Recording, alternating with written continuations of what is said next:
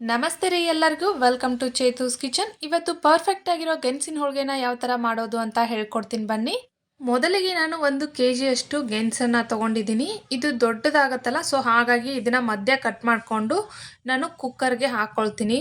ನೀವು ಬೇಕಿದ್ರೆ ಬೇರೆ ಪಾತ್ರೆಯಲ್ಲೂ ಕೂಡ ಇಟ್ಕೋಬೋದು. ಕುಕ್ಕರಲ್ಲೇ ಬೇಡ ಅಂತ ಅಂದರೆ ನೀವು ಹೊರಗಡೆ ಕೂಡ ನೀವು ಬೇರೆ ಪಾತ್ರೆಯಲ್ಲಿ ನೀವು ಇದನ್ನು ಬಾಯ್ಲ್ ಮಾಡ್ಕೋಬೋದು. ನೀವು ಇರೋ ಏರಿಯಾದಲ್ಲಿ ಯಾವ ಥರ ಗೆಣಸು ಸಿಗತ್ತೆ ಅನ್ನೋದ್ರ ಮೇಲೆ ನೀವು ವಿಶಿಲ್ನ ಹಾಕಿಸ್ಕೋಬೇಕಾಗತ್ತೆ. ನಾನು ಬೆಂಗಳೂರಲ್ಲಿ ಗೆಣಸು ತುಂಬ ಗಟ್ಟಿಯಾಗಿರುತ್ತೆ. ಇದನ್ನು ಮಿನಿಮಮ್ 4 ವಿಶಿಲ್ ಹಾಕಿಸ್ಕೊಂಡ್ರೇ ಅಷ್ಟೇ ಸಾಫ್ಟ್ ಆಗುತ್ತೆ. ಇಲ್ಲ ಅಂದರೆ ಗಟ್ಟಿಯಾಗಿ ಹಾಗೇ ಇರುತ್ತೆ ಇದು. ಸೊ ಹಾಗಾಗಿ ನಾನು 4 ವಿಶಲ್ನ ಹಾಕಿಸ್ಕೊಂಡಿದ್ದೀನಿ. ನೀವು ಇದೇ ಥರ 4 ವಿಶಲ್ನ ಹಾಕಿಸ್ಕೊಳ್ಳೋದಕ್ಕೆ ಹೋಗಬೇಡಿ. 1 ವಿಶಲ್ ಹಾಕಿಸ್ಕೊಳ್ಳಿ. ಯಾಕಂದರೆ 1 ವಿಶಲ್ ಹಾಕಿಸ್ಕೊಂಡಿದ್ದಾದ್ಮೇಲೆ ನಿಮ್ಗೆ ಗೊತ್ತಾಗುತ್ತೆ ನಿಮ್ಮ ಗೆಣಸು ಯಾವ ಥರ ಇದೆ ಅಂತ ಹೇಳಿಬಿಟ್ಟು. ನಾನು ಏನಕ್ಕೆ ಕೇಳ್ತಾ ಇದ್ದೀನಿ ಅಂದರೆ ಎಲ್ಲ ಏರಿಯಾದಲ್ಲಿ ಗೆಣಸು ಒಂದೇ ಥರ ಇರಲ್ಲ. ಬೆಂಗಳೂರಲ್ಲಿ ಮಾತ್ರ ಸಿಗೋ ಗೆಣಸು ಯಾವಾಗಲೂ ತುಂಬ ಗಟ್ಟಿಯಾಗಿರ್ತವೆ. ಬಟ್ ಚೆನ್ನಾಗಾಗಲ್ಲ ಅಂತಲ್ಲ, ತುಂಬಾ ಚೆನ್ನಾಗಿ ಹೋಳಿಗೆ ಮಾಡೋದಕ್ಕಂತೂ ತುಂಬಾ ಪರ್ಫೆಕ್ಟ್ ಆಗಿರತ್ತೆ ಅಂತಲೇ ಹೇಳ್ಬೋದು ಈ ಗೆಣಸು ಬೆಂಗಳೂರಲ್ಲಿ ಸಿಗೋದು. ಬಟ್ ಆ ಕಡೆ ಎಲ್ಲ ಬಾಗಲಕೋಟೆ ಬೆಳಗಾಮಲ್ಲೆಲ್ಲ ಸಿಗೋದು ತುಂಬ ಸಾಫ್ಟ್ ಆಗುತ್ತೆ. 1 ವಿಷಲ್ ಹಾಕಿಸ್ಕೊಂಡ್ಬಿಟ್ರೆ ಕರೆಕ್ಟಾಗಿ ಅದು ಸೆಟ್ ಆಗುತ್ತೆ. ಇವಾಗ ನಾನು ಗೋಧಿ ಹಿಟ್ಟನ್ನು ಕಲಿಸ್ಕೊಂಡಿದ್ದೀನಿ. ಅದಕ್ಕೆ ಸ್ವಲ್ಪ ಉಪ್ಪು ಹಾಗೆ ಸ್ವಲ್ಪ ಎಣ್ಣೆನ ಹಾಕ್ಕೊಂಡು ಹೋಳಿಗೆಗೆ ಯಾವ ಥರ ಬೇಕಲ್ಲ ಸಾಫ್ಟಾಗಿ ಅದೇ ಥರ ಹಿಟ್ಟನ್ನು ಕಲಿಸ್ಕೊಂಡು ಇಟ್ಕೊಂಡಿದ್ದೀನಿ. ಇವಾಗ ಗೆಣಸು ಕೂಡ ಬೆಂದಿದೆ ಇಲ್ಲ ಅಂತ ಹೇಳಿಬಿಟ್ಟು ನಾನು ನೈಫ್ ತೊಗೊಂಡು ಈ ಥರ ಒಂದು ಚುಚ್ಚಿ ನೋಡ್ಕೊತಾ ಇದ್ದೀನಿ. ಚೆನ್ನಾಗಿ ಬೆಂದಿದೆ. ಚೆನ್ನಾಗಿ ಬೆಂದ ಮೇಲೆ ನೀವು ಈ ಥರ ತುರುಮಣಿಯಿಂದ ನೀವು ಈ ಥರ ಸಿಪ್ಪೆನ ತೆಗೆದ್ಬಿಟ್ಟು ಈ ಥರ ತುರ್ಕೋಬೇಕು. ಅಂದರೆ ಒಂದೇ ಲೆವೆಲಲ್ಲಿ ನಿಮಗೆ ಹೂರಣ ಚೆನ್ನಾಗಿ ರೆಡಿ ಆಗುತ್ತೆ ಅಂತ ಹೇಳಿ. ನೀವು ಬೇಕಿದ್ರೆ ಸ್ಮ್ಯಾಶರಿಂದ ಕೂಡ ಸ್ಮ್ಯಾಶ್ ಮಾಡ್ಕೋಬೋದು. ಈ ಥರ ಕಂಪ್ಲೀಟಾಗಿ ತುರ್ಕೊಂಡಿದ್ದೀನಿ. ಇದನ್ನ ತುರ್ಕೊಂಡಿದ್ದಾದ್ಮೇಲೆ ಇದಕ್ಕೆ ಬೆಲ್ಲನ ರೆಡಿ ಮಾಡ್ಕೊಳ್ತೀನಿ. ನೀವು 1 kg ಅಷ್ಟು ನೀವು ಗೆಣಸನ್ನು ತೊಗೊಂಡಿದ್ರೆ ನೀವು 1/4 kg ಅಷ್ಟು 250 ಗ್ರಾಮ್ ಅಷ್ಟು ನೀವು ಬೆಲ್ಲನ ತೊಗೊಳ್ಬೇಕಾಗತ್ತೆ. ಇವಾಗ ನಾನು 250 ಗ್ರಾಮ್ ಅಷ್ಟು ಬೆಲ್ಲನ ತೊಗೊಂಡಿದ್ದೀನಿ. ಈ ಗ್ಲಾಸಿಂದ ನಾನು ಅಳತೆ ಮಾಡಿಕೊಂಡು ಕರೆಕ್ಟಾಗಿ 250 ಗ್ರಾಮ್ ಇದೆ. ನಿಮಗೆ ಇನ್ನೂ ಸ್ವೀಟ್ ಜಾಸ್ತಿ ಬೇಕು ಅಂತ ಅಂದರೆ ನೀವು ಇನ್ನೂ ಸ್ವಲ್ಪ ಜಾಸ್ತಿನೂ ಕೂಡ ಹಾಕೋಬೋದು. ನಿಮಗೆ ಬೆಲ್ಲ ಜಾಸ್ತಿ ಬೇಕಂದರೆ ಇನ್ನೊಂದು ಚೂರು ಜಾಸ್ತಿ ಬೇಕಿದ್ರೆ ಹಾಕ್ಕೊಳ್ಳಿ. ಇವಾಗ ಒಂದು 2 ಟೇಬಲ್ ಸ್ಪೂನ್ ಅಷ್ಟು ತುಪ್ಪನ ಹಾಕ್ಕೊಂಡು ಇದನ್ನು ಗ್ಯಾಸ್ ಮೇಲೆ ಇಟ್ಕೊಂಡು ಸ್ಟವ್ ಆನ್ ಮಾಡಿಕೊಂಡು ನಾನು ಕರಗಿಸ್ಕೊಳ್ತಾ ಇದ್ದೀನಿ. ಬೆಲ್ಲ ಎಲ್ಲ ಕಂಪ್ಲೀಟಾಗಿ ಕರಗಬೇಕು. ಇದಕ್ಕೆ ಬೇಕಿದ್ರೆ 1 ಟೇಬಲ್ ಸ್ಪೂನ್ 2 ಟೇಬಲ್ ಸ್ಪೂನ್ ನೀರು ಬೇಕಿದ್ರೂ ನೀವು ಹಾಕೋಬೋದು. ಬೇಡ ಅಂದರೆ ನೀವು ಅದನ್ನು ಸ್ಕಿಪ್ ಮಾಡ್ಬೋದು. ಈ ಥರ ಕಂಪ್ಲೀಟಾಗಿ ಬೆಲ್ಲ ಕರಗಬೇಕು. ಪಾಕ ಎಲ್ಲ ತಕ್ಕೊಳ್ಳೋದಕ್ಕೆ ಹೋಗಬೇಡಿ ಗಟ್ಟಿಯಾಗಿ. ಸುಮ್ಮನೆ ಜಸ್ಟ್ ಕರಗಿದ್ರೆ ಸಾಕು ಅದು. ಅದನ್ನು ಕರಗಿಸಿದಾದ್ಮೇಲೆ ನಾನು ಇದಕ್ಕೆ ತುರಿದಿಟ್ಕೊಂಡಿರೋ ಗೆಣಸಿನ ಮೇಲೆ ಈ ಬೆಲ್ಲನ ಹಾಕ್ಕೊಳ್ತಾ ಇದ್ದೀನಿ. ಈ ಥರ ಕಂಪ್ಲೀಟಾಗಿ ಎಲ್ಲ ಹಾಕ್ಕೊಂಡಿದ್ದಾದ್ಮೇಲೆ ಅದ್ರ ಜೊತೆಗೆ ಅದನ್ನು ಮಿಕ್ಸ್ ಮಾಡ್ಕೊಳ್ತೀನಿ. ಇಲ್ಲಿ ನಾನು ಇವಾಗ ತೋರಿಸ್ತಾ ಇದ್ದೀನಲ್ಲ ಈ ಗೆಣಸು ಯಾವ ಥರ ಅಂತಂದರೆ ನೀವು ಈ ಥರ ಬೆಲ್ಲ ಕರಗಿಸಿ ಹಾಕಿದರೆ ಮಾಡಿ ಹಾಕೊಂಡ್ಬಿಟ್ರೆ ಬೇಗ ಹೀರ್ಕೊಂಡು ಗಟ್ಟಿ ಆಗಿಬಿಡತ್ತೆ. ಹೂರಣ ನಾವು ಏನೂ ಮಾಡೋ ಅವಶ್ಯಕತೆನೇ ಇಲ್ಲ, ತನ್ನಷ್ಟಕ್ಕೆ ತಾನೇ ಗಟ್ಟಿ ಆಗ್ತಾ ಹೋಗುತ್ತೆ ಇದು. ನಾವು ಬೇಳೆ ಹೋಳಿಗೆ ಎಲ್ಲ ಮಾಡಬೇಕಾದ್ರೆ ಹೂರಣ ಯಾವ ಥರ ಇರುತ್ತಲ್ಲ ಅದೇ ಥರ ಇದು ಗಟ್ಟಿ ಆಗ್ತಾ ಹೋಗುತ್ತೆ. ಇವಾಗ ನೋಡಿ ನೀವು ಎಷ್ಟು ಚೆನ್ನಾಗಿ ಉಂಡೆ ಥರ ಆಗ್ತಾ ಇದೆ. ಈ ಥರ ಆಗಬೇಕು. ಆವಾಗ ಹೋಳಿಗೆ ತುಂಬಾ ಚೆನ್ನಾಗಿ ಆರಾಮಾಗಿ ಮಾಡ್ಬೋದು ನಾವು ಗೆಣಸಿನ ಹೋಳಿಗೆನ. ಈ ಥರ ಮಾಡ್ಕೋಬೇಕು ಅಂತ ಅಂದರೆ ಇನ್ನೂ ಒಂದು ಟೆಕ್ನಿಕ್ ಹೇಳ್ಕೊಡ್ತೀನಿ. ಯಾಕಂದರೆ ಎಲ್ಲ ಗೆಣಸು ಈ ಥರ ಸಡನ್ನಾಗಿ ಬೆಲ್ಲ ಹಾಕಿ ಕಲಸಿದ ತಕ್ಷಣವೇ ಅದು ಗಟ್ಟಿ ಆಗತ್ತಂತ ಹೇಳೋಕ್ಕಾಗಲ್ಲ.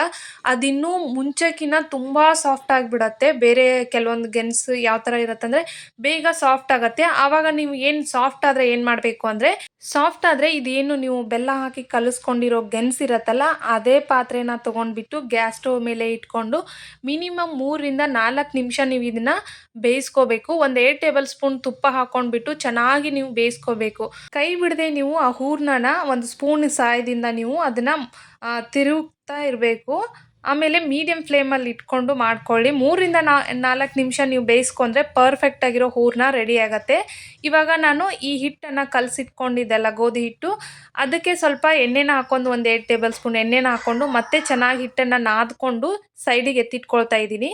ಇವಾಗ ಹೋಳಿಗೆ ಮಾಡ್ಕೊಳ್ಳೋದಕ್ಕೆ ರೆಡಿ ಮಾಡ್ಕೊಳ್ತಾ ಇದ್ದೀನಿ. ಇದಕ್ಕೆ ಚೆನ್ನಾಗಿ ಎಣ್ಣೆನ ಹಚ್ಕೊಳ್ತಾ ಇದ್ದೀನಿ. ಇಲ್ಲ ಅಂದರೆ ನಿಮ್ಮ ಪೇಪರ್ ಇರುತ್ತಲ್ಲ ಹೋಳಿಗೆ ಪೇಪರ್ ಸಿಗುತ್ತೆ ಅದರಲ್ಲೂ ಕೂಡ ನೀವು ಮಾಡ್ಕೋಬೋದು.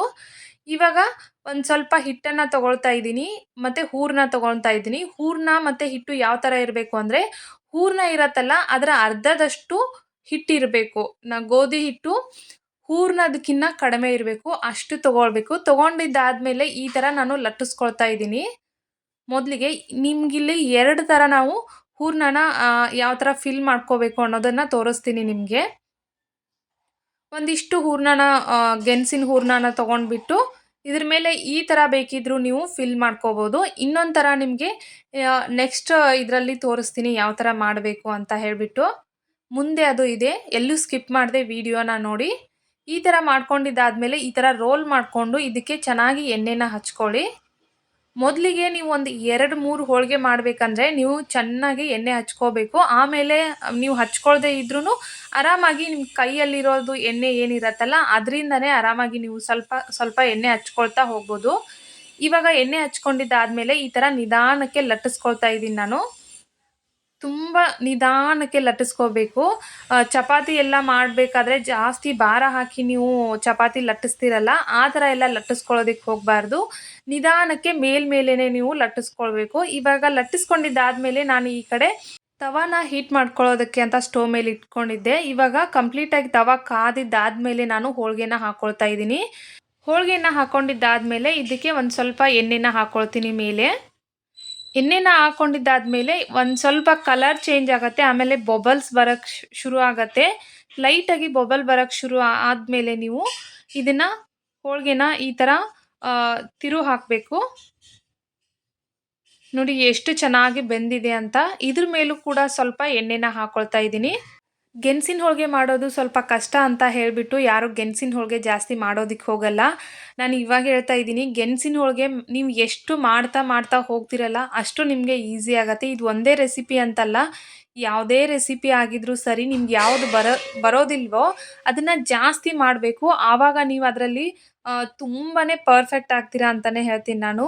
ಯಾವುದೇ ರೆಸಿಪಿ ಆದರೂ ಸರಿ, ನಮಗೆ ಯಾವುದು ಬರೋದಿಲ್ಲ ಅಲ್ಲ ಅದನ್ನೇ ಜಾಸ್ತಿ ನಾವು ಟ್ರೈ ಮಾಡ್ತಾ ಇರಬೇಕು ಯಾವಾಗಲೂ. ಎಷ್ಟು ಚೆನ್ನಾಗಿ ಎಷ್ಟು ಪರ್ಫೆಕ್ಟಾಗಿ ಗೆಣಸಿನ ಹೋಳಿಗೆ ರೆಡಿ ಆಗಿದೆ ಅಂತ ನೀವೇ ನೋಡ್ಬೋದು. ಇವಾಗ ಇನ್ನೂ ಒಂಥರ ಹೂರ್ಣನ ಯಾವ ಥರ ಫಿಲ್ ಮಾಡ್ಕೋಬೇಕು ಅಂತ ತೋರಿಸ್ತಾ ಇದ್ದೀನಿ. ಈ ಥರ ನೀವು ಕೈಯಲ್ಲೇ ಹಿಟ್ಟನ್ನು ಅಗಲ ಮಾಡ್ಕೋಬೇಕು. ಅಗಲ ಮಾಡ್ಕೊಂಡಿದ್ದಾದಮೇಲೆ ಹೂರ್ಣನ ತಗೊಂಡು ಮಧ್ಯೆ ಇಟ್ಕೊಂಡು ಈ ಥರ ಪ್ರೆಸ್ ಮಾಡ್ಕೋಬೇಕು. ಕೈಗೆ ಸ್ವಲ್ಪ ಎಣ್ಣೆನ ಹಚ್ಕೊಳ್ಳಿ. ಎಣ್ಣೆ ಹಚ್ಕೊಂಡ್ರೆ ಹೂರ್ಣ ಕೈಗೆ ಅಂಟೋದಿಲ್ಲ. ಕೆಳಗಡೆ ಕೈಯಿಂದ ಹಿಟ್ಟನ್ನು ಮೇಲೆ ಸ್ವಲ್ಪ ತಳ್ತಾ ಇರಬೇಕು. ಮಧ್ಯ ಬೆರಳಿಂದ ನೀವು ಹೂರ್ಣನ ಮಧ್ಯ ಈ ಥರ ಒತ್ಕೊತಾ ಇರಬೇಕು. ಪ್ರೆಸ್ ಮಾಡಿದಾಗ ಹೂರ್ಣ ಒಳಗಡೆ ಹೋಗುತ್ತೆ. ಆ ಕನಕ ಏನಿರತ್ತಲ್ಲ ಹಿಟ್ಟು ಅದು ಮೇಲೆ ಬರುತ್ತೆ. ಬಂದಾಗ ಈ ಥರ ಮಾಡ್ಕೊಂಡ್ಬಿಟ್ಟು ಈ ಥರ ಸೈಡ್ಗೆ ನೀವು ಫೋಲ್ಡ್ ಮಾಡಿಕೊಂಡ್ರೆ ಆಯಿತು. ಇಷ್ಟೇ, ತುಂಬಾ ಸಿಂಪಲ್ ಆಗಿದೆ. ಮೊದಲಿಗೆ ಒಂದು 2-3 ಹೋಳಿಗೆಗೆ ನೀವು ಸ್ವಲ್ಪ ಎಣ್ಣೆನ ಜಾಸ್ತಿ ಹಚ್ಕೊಳ್ಳಿ. ಯಾಕಂದರೆ ಜಾಸ್ತಿ ಹಚ್ಕೊಂಡ್ರೆ ಈಸಿಯಾಗಿ ಆಗತ್ತೆ ನಿಮಗೆ ಹೋಳಿಗೆ ಮಾಡೋದಕ್ಕೆ. ಈ ಥರ ಮಾಡ್ಕೊಂಡಿದ್ದಾದಮೇಲೆ ಲಟ್ಟಿಸ್ಕೊಂಡ್ಬಿಟ್ಟು ಇವಾಗ ನಾನು ಇದನ್ನು ಕೂಡ ಅಷ್ಟೇ ತವಾದ ಮೇಲೆ ಹಾಕ್ಕೊಳ್ತಾ ಇದ್ದೀನಿ. ಹಾಕ್ಕೊಂಡಿದ್ದಾದಮೇಲೆ ಇದಕ್ಕೆ ಸ್ವಲ್ಪ ಎಣ್ಣೆನ ಹಚ್ಕೊಂಡು ನಾವು ಮಾಮೂಲಿ ಯಾವ ಥರ ಹೋಳಿಗೆನ ಬೇಯಿಸ್ಕೊಂಡಿದ್ದೀನಲ್ಲ ಸೇಮ್ ಅದೇ ಥರ ಬೇಯಿಸ್ಕೊತಾ ಇದ್ದೀನಿ. ಇದಕ್ಕೂ ಸ್ವಲ್ಪ ಎಣ್ಣೆನ ಹಾಕ್ಕೊಂಡ್ಬಿಟ್ಟು please like, share and subscribe ಮಾಡೋದನ್ನು ಮರೆಯೋದಕ್ಕೆ ಹೋಗಬೇಡಿ. ಯಾಕಂದರೆ ನಿಮ್ಮ ಸಪೋರ್ಟ್ ಇಲ್ಲ ಅಂದರೆ ನಮ್ಮ ಲೈಫಲ್ಲಿ ಏನೂ ಇಲ್ಲ ಅಂತಲೇ ಹೇಳ್ಬೋದು. ನಿಮ್ಮ ಸಪೋರ್ಟ್ ನಮ್ಗೆ ತುಂಬ ಅಂದರೆ ತುಂಬಾ ಮುಖ್ಯ ಆಗುತ್ತೆ. ಪ್ರತಿದಿನ ಹೊಸ ಹೊಸ ರೆಸಿಪೀಸ್ನ ಅಪ್ಲೋಡ್ ಮಾಡ್ತಾನೆ ಇರ್ತೀನಿ ನನ್ನ ಚಾನಲಲ್ಲಿ. ಸಬ್ಸ್ಕ್ರೈಬ್ ಮಾಡ್ಕೊಳ್ಳೋದನ್ನು ಮರೆಯೋದಕ್ಕೆ ಹೋಗಬೇಡಿ. ಹೋಳಿಗೆ ಬಿಸಿ ಬಿಸಿ ಹೋಳಿಗೆ ಜೊತೆ ತುಪ್ಪ ಹಾಕ್ಕೊಂಡು ತಿಂದರೆ ಅದ್ಭುತವಾಗಿರುತ್ತೆ. ಹಾಗೆ ಸೈಡ್ಗೆ ಸ್ವಲ್ಪ ಹಪ್ಪಳ, ಸಂಡಿಗೆ ಹಾಗೆ ಉಪ್ಪಿನಕಾಯಿ ಇದ್ದರೆ ಅದ್ಭುತ ಅಂತಲೇ ಹೇಳ್ತೀನಿ. ಹೀಗೆ ಸಪೋರ್ಟ್ ಮಾಡ್ತಾ ಇರಿ. Thanks for watching and bye bye.